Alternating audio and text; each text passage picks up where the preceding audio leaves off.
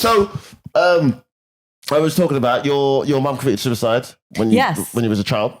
My dad committed suicide when I was a child as well. Back to our beginnings. Yeah. Back to where we were. Suicidal. Well, parents who committed suicide. I've got to ask you this. Did you ever, as you got older, obviously, when you found out more about your mom's death, did you ever start looking into suicide statistics? I have. God, I became obsessed. What's the most significant or most interesting to you? The one that I think about all the time. And again, I guarantee if I Googled it now, it would be different. Right. The statistics probably different. Mm-hmm. At the time, it was, and my friend's dad said this to me. I used to hand out flyers, very much like people are doing here, for my friend's dad and mum who owned a strip club. Uh-huh. Like, as seedy as it sounds, it was like a husband and wife who owned a strip club. And they were so nice to me, and it was so good. And I just used to get flyers and tell guys to go in, but I never was in there because I didn't really like it. And I remember I went in there, and I can't remember how it happened, but he was paying me, and I must have told him that my dad killed himself or something. I don't know how it came up. It's not like I went, my dad killed himself. Can I have a tip? It came up, and he just went, oh, and he just said, you know when someone's just talking, but they don't realize the power of what they're saying. They're just talking. Yeah. He just goes, your dad killed himself. Oh, you know what they say when someone's dad kills himself, you've got like a three times more likely of you killing yourself because they always say that when a parent kills himself, you're 3 times more likely to end up killing yourself. Is this helpful? Why do you think this is a good thing? I was like, can you just pay me my £45? And it stuck with me. And I was like 19 at the time. I wasn't that long removed from when my dad died. And then I would Google all these statistics about parents, and it was always stuff like, if your dad commits suicide, you've got a 40% chance, and if your mom commits suicide, you've got a 60% chance. And it was, every year I would sort of Google these, and it would just keep changing. And then I nearly committed suicide myself when I was like 25. And I'm glad you didn't. I mean, it was on reflection. It was, so what happened with me was my dad killed himself when I was 11 in March 2000. And then September 2000, I went into like secondary school, big school, and it was good because it kept me occupied. I had friends, I was going through puberty, there's all the, what am I going to be in my life and all this sort of stuff. And it kept me very busy. And then what happened was after I finished school at 16, so we finished at 16 here, and I was about to join college. I hated college. And then all these feelings of my dad sort of came back. And I felt the same level of depression I had when I was 11 because I just didn't have anything going on. And then that was how I found a flyer for a comedy, and I'd always wanted to do it. And then comedy kept me very, very much occupied for years. Do you feel like it saved your life? Oh my gosh, comedy saved my life. Yeah, completely. I had to move to London. Well, so I nearly committed suicide, and I actually told my family, which I'd never normally do because me and my family, we don't really talk like that. And then they were obviously worried, as they should be.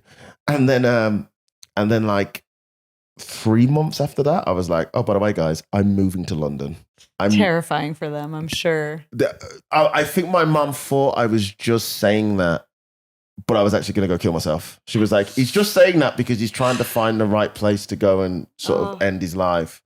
And I remember I sold my car, I sold everything. And then a year after moving to London, I got an agent, and things were going really well, and it just sort of progressed from there. And then I had a small mini breakdown, maybe about 2-3 years ago. I think it was like during lockdown, and I just started therapy. I just started talking to someone, and it got better because I think for me, what had happened was I had spent all my teenage years up until about 30 wanting to achieve this goal of being a comedian. Like pay my bills off comedy. Yeah. TV and stuff was never really in the dreamscape of things. And then I'd done it.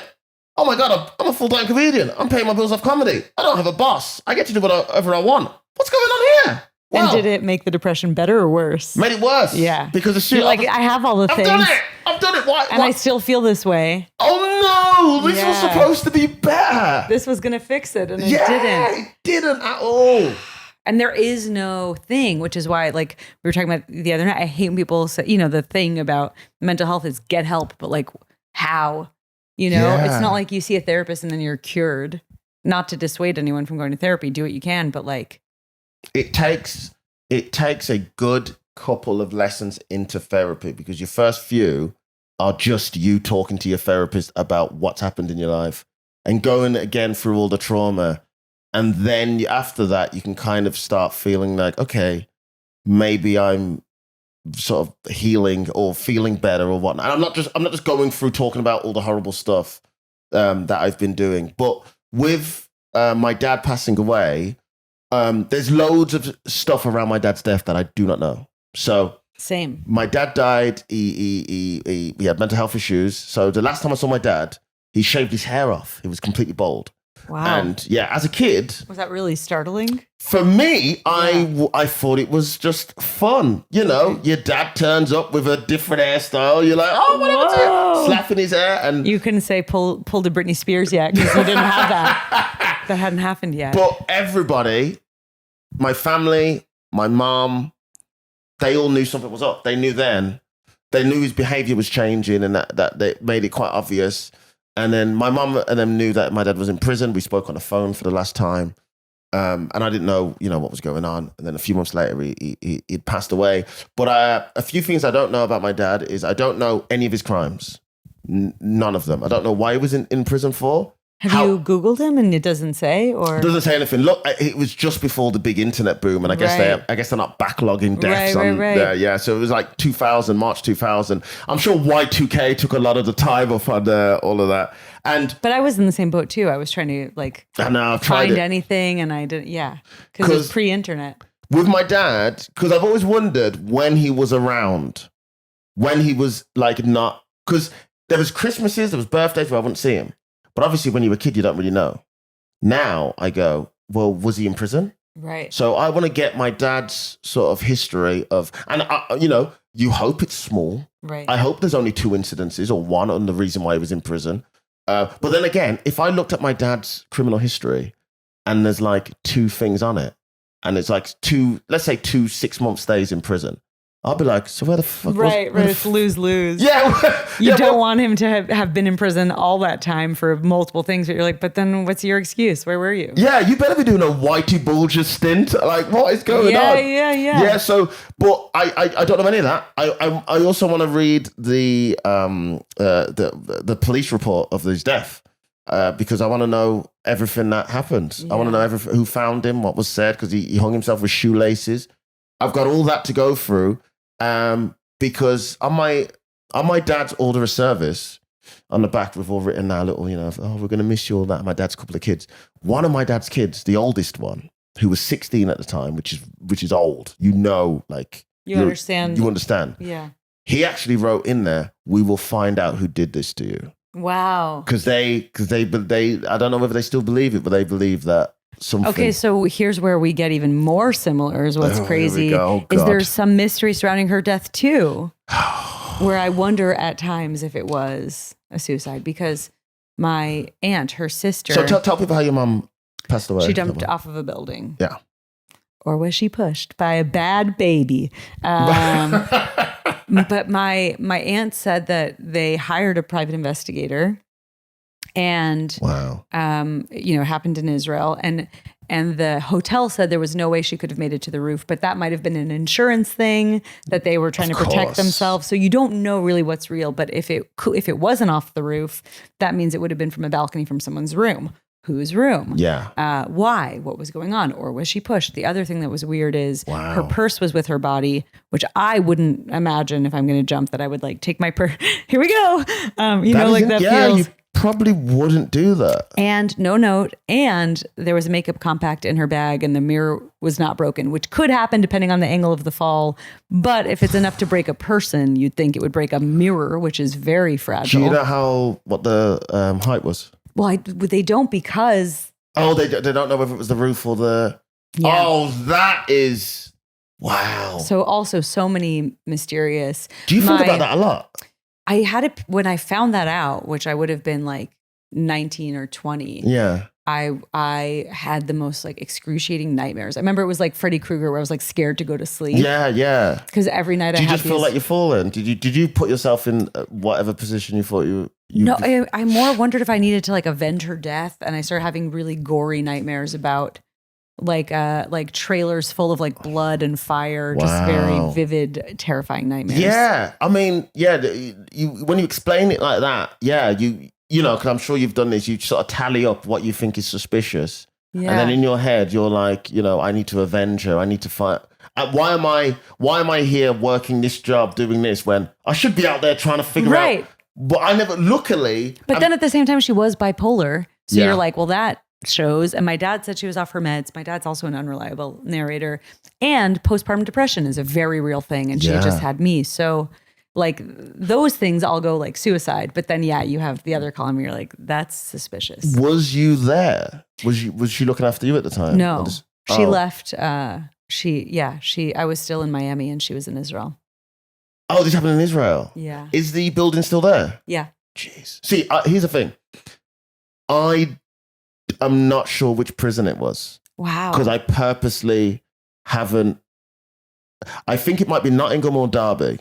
Derby in the Midlands, which is about 40 miles or so from where we're from, where my dad was in prison. I purposely have not, because I know that once I find that out, and I've never asked my mum, once I find that out, I feel like I'm just going to go spiraling and go, I think I need to be in a better place for myself to truly figure out, because once I find out where it is, I'm going to find out who was working. I might even find out the name of the staff member and then see if I can get them, because what I've spoke to. It's so taxing on your mental health. Like you really want to be in a good place before you go down that road. This is going to sound a bit scummy in a way, but I've spoken to people in TV to make a documentary because I would love to know more about my dad. I would also like to do a documentary about the level of, because my dad was smoking like hardcore, like Jamaican ganja, like skunk. But the only reason I would want to do it for like a TV show is because I feel like it could definitely help people. And also, they have a great team of researchers who can research everything that I want. Yeah. That would take a lot of the pressure off me. Because me trying to research my dad's death is, you know. And it keeps it from being a thing that you do in isolation, which is great. You have like, then there's a network, literally, probably figuratively, but like a network of people. And then you're. Have you ever been to your mum's, where the place where you think where it happened? Yeah, I was walking on the beach in Tel Aviv and just had the thought, because it was like where all the hotels are. I just had the thought, it would be one of these. And then I looked up and I was like, yeah, that's the one. It was weird. I like had the thought just as I looked up and saw it. Also, I've been to her grave now in Israel. Oh, okay. The grave. God. Isn't that just... And yours is different to... Hang on, how old were you when you went to your mom's grave the first time? At 26. Okay, wow. So, okay. Late. Yeah, no, yeah. You was an adult. It's... I mean, and a lot of people will be able to relate with this when we're talking about loss, but like that moment, I never forget it with my mom. When dad died, you know, went to the morgue and saw his body and all this, and there's a burial, and then like 8 months later, you go back and you look at the mound, you know, and then it's flattening, and then 8 months later you come back and there's a headstone there, and you go, oh my God, this is it. This is the end. Yeah, that's it. Everything. My dad taking me here, buying me this, that, the other. My dad died. Burial. That's where we're at. I heard someone say, or maybe it's a famous quote, I can't remember, but that ultimately your life is just that little dash. You know, it's like the year to the other year. Yeah. Oh, yeah. That's a great way of... And that's the in-between is the life. That's a great way of dealing with it. So can I ask you as well, this has been really fun. Some of it's been really fun and some of it's been so heavy. But I think it's always better, you know, out than in. Tears, conversations. Get it all out. I don't meet people with this, you know, especially this kind of a backstory. Yeah, same. Like yourself. It's kind of crazy that we have so much overlap. And again, it was so perfect the way we met, being like, I have this. Oh my God. Joyful high five. Yeah, my mom killed herself. Oh, my dad killed himself. High five. Yeah, it was so bad. And so different. So for me, I've always had a problem with I never really felt like I was enough. I've always struggled with that. I've always, even in like relationships, work, even in comedy, all of that sort of stuff, I'm always like, no, I don't think I'm enough. I never really felt like I was enough. And I was trying to sort of pinpoint it, and I knew it had something to do with my dad. And I think for me, with my dad, I go, well, like, my dad had 4 kids. He had 4 boys. They were all at great boy ages, like 10, 11, 12, and 16. Are you counting the brother that wasn't actually his or no? Counting him, he had 5. Okay. 5, and one that was 13. All great, like, ages of any boy or girl. Just fun. Yeah. And I think to myself, but he still killed himself. So, well, I was going to say something, but it is different. I'm like, but he still killed himself. And obviously, he had, and there is always going to be the whole, you know, what men are like when it comes to therapy and getting help.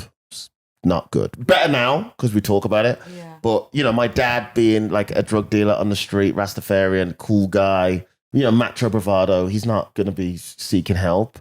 And I think there really is only so much it can do, you know, even if you get on meds, so many of the meds, the side effects are like may cause suicidal ideation. Like sometimes it makes it worse. I don't know. It just, mental health is so hard to treat. Yeah. And there's so many things that are sort of broken up, like, oh, this is PTSD and this is, but like it's kind of arbitrary where they end.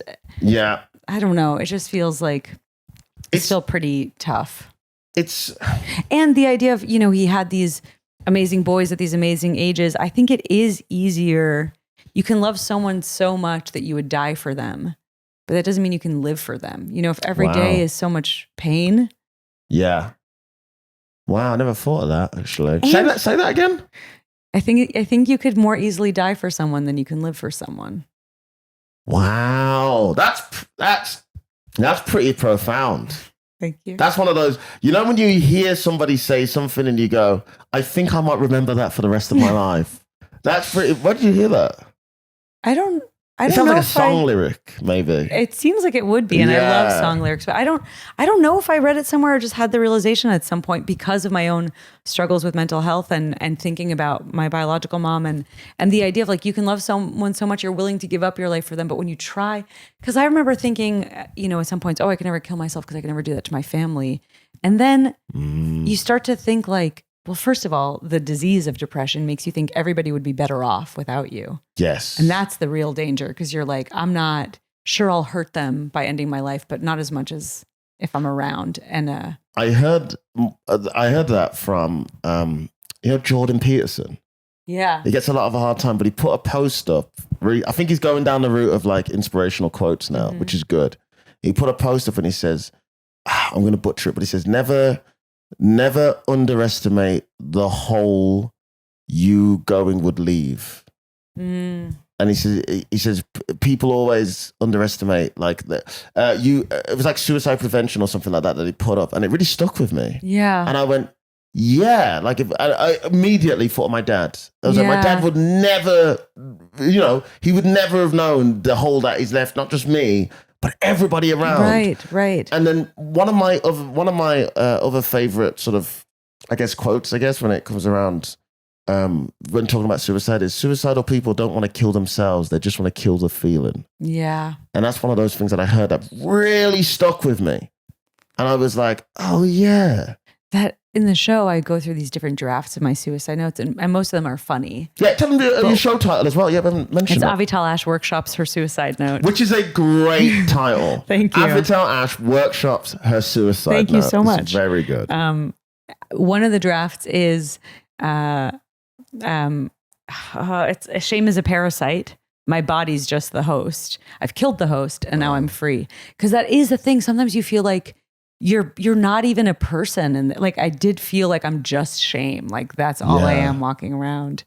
And thankfully I don't feel that way every day, but you know, in those moments, sometimes you can't see the other side. And the idea of the hole that you would leave, it's, so many people have come up to me after the show and said really incredible, moving things and have held space for me and I'm holding space for them. And it's really been lovely. And that's the best part of it. But one person did come up to me after a show and say, you know, I have suicidal ideation and I always worry about my kids and leaving my kids behind. But now I know you turned out fine. And I'm like, that is not, that's not the takeaway and I'm not fine. Oh my God. Yeah, I mean, I always thought, man, my kids would be so sad if I died. But you know what? You're okay. You're okay, actually. There's hope for them in the end, eh? Oh, that I was like, please don't. That is one of the worst, like, meaningful compliments you could ever get. Is that you turned out great after your parent died, so I might just kill myself and see how my kids turn out. Also, I'm like, did you watch the show? You think I turned out great? Yeah. The bar is on the floor. What a weird thing to say. I mean, I did appreciate it because I was like, I guess I get it as a depressive. You are looking for reasons why it would be okay. Yeah, you would. Yeah. Yeah. That's a really good point. Always looking for reasons why it would be okay. Like, so I'll tell you. It's kind of like you were talking about, you read about, oh, this person made it at 50 and you're like, that gives me hope. And then somehow then they made it when they were 60. You're like, it's like that thing, you're looking for something to tell you that you're okay. And this was that for them. I do. I've done that with suicide where I thought about, I go, we're getting real deep on suicide. It's great. This is how deep I've gone when I thought about my own suicide very recently. I've gone, yeah, I mean, obviously people will be sad and it will be horrible on my parents and my family. I don't want anybody to go through this. No mum wants to lose their son by suicide. And I was like, yeah, but like, I'd pay for the whole funeral myself. Like, there's enough money in the bank that the funeral would be paid. That's what you'd be worried about. I know. That's literally what's gone through my head. Yeah. I've gone, I looked at my bank account and I've gone, there's enough money here for my mum to go on holiday, take care of herself by the year, and they could afford the funeral. Wouldn't have to worry about the funeral cost, which is obviously psychotic. But again, it's one of those things you have when you feel really low. You just try and find what would be, like, I've done that thing as well where I've looked at social media pictures and I've gone, oh, which one would they use? Yeah, I'm like, oh, if I change my pictures to these, maybe they would use that someday. Shame is delicious. So Avital, she's at Edinburgh Fringe. What time is your show? 10:05 p.m., 22:05. Now, are you going to be doing a London run? I don't know. I guess I'm like curious. Yeah. I want to be your agent, so I'm going to jump in here and I'll do this. Her show's killing it at the Fringe. Thank you. She's absolutely smashing it. Like all the reviewers are loving her show. She, every now and again at the Fringe, and I know this, there is always one or two Americans who come here and the UK do not know them and they kill it here. We've had people like Alex Edelman, as was one who came here, killed it. Janine Haruni, killed it. Catherine Cohen, killed it, came here. Natalie Palamides, came here. I'm naming literally all winners of the main awards.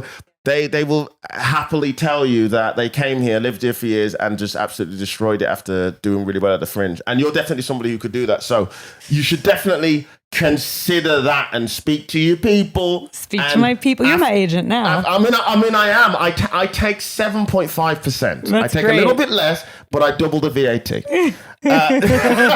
But yeah, you have. It's okay. I've stolen that wad of cash, so we're even. You're having an absolutely amazing Fringe. What sort of stuff do you want to plug?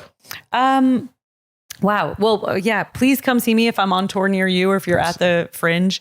I wrote and directed and acted in a segment of this pro-choice anthology called Give Me an A. Ooh. That's on Amazon and iTunes or whatever right now, wherever you get your movies. I like how you really downplayed that. I was on Amazon, iTunes, I don't know. Wherever you get your movies from, just the two biggest. and then I also made a web series during COVID that I'm quite proud of, even though it's and that's at Passover.gay.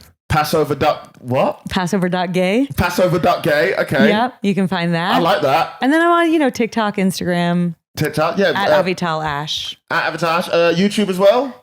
Yes, but I'm not killing it on YouTube. I haven't quite figured it out. I think I'm the real Avital Ash because I think I accidentally lost the password to just Avital Ash.